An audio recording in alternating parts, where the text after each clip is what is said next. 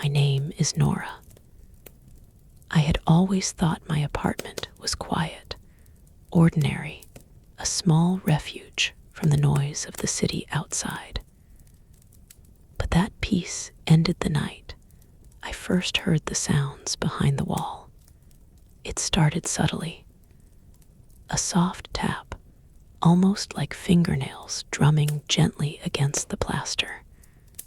I paused, convinced it was my imagination, the wind, or the pipes settling.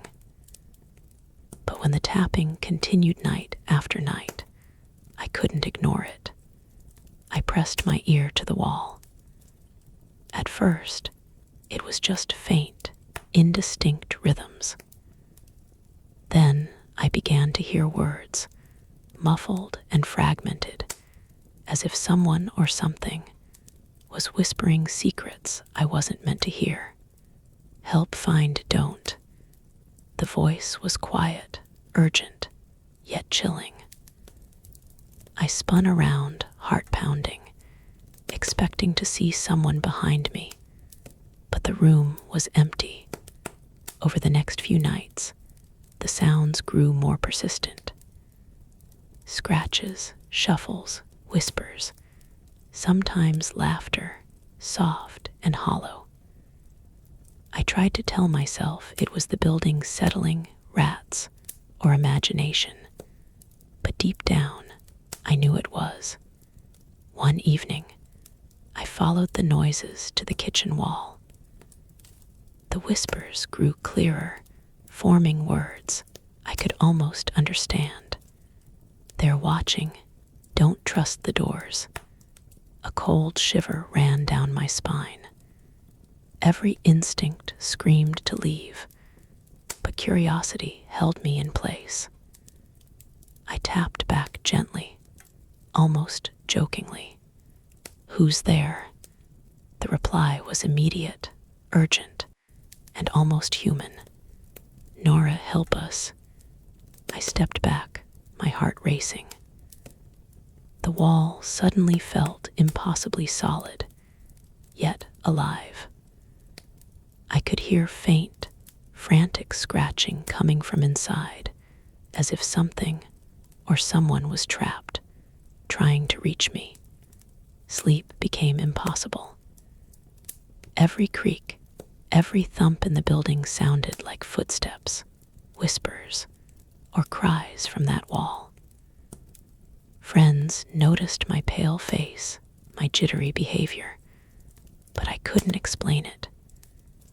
Who would believe that someone or something was trapped inside my apartment walls, whispering for help? Days passed. The whispers started giving instructions, almost like riddles. The picture, move it. The shadow will speak. I didn't understand at first, but I tried anyway. I moved a small framed photo on the wall, one of the few items I had brought with me when I moved in. The moment I shifted it, a faint draft blew from the wall. I swore I heard a whisper, softer than before. Thank you, now watch. From then on, the apartment seemed to change. The air felt heavier, colder at times, and the shadows moved differently. I began to notice subtle differences in my surroundings, marks on the floor, scratches on the door frame that hadn't been there before, faint outlines in the dust. One night, I decided to record the sounds. I placed my phone near the wall, pressed record, and waited. Hours passed. Then, the voice came again, clearer than ever. Nora, you see them now, don't turn around. My hands shook as I held the phone. I dared a glance over my shoulder, and for a fleeting moment, I thought I saw a dark shape retreating just beyond the kitchen doorway. My heart jumped, and I stumbled backward. The next morning, I played the recording. The sounds were clearer than I could have imagined: scratches, muffled footsteps, and the voice repeating over and over, "They're coming. You shouldn't be here. Help us." I tried to leave the apartment, but every exit seemed wrong. The stairwell felt longer, darker. The door to the lobby seemed farther than usual, and the elevator groaned in ways it never had before. It was as if the building itself was keeping me inside, guiding me back toward the wall. Then came the night of the knocks.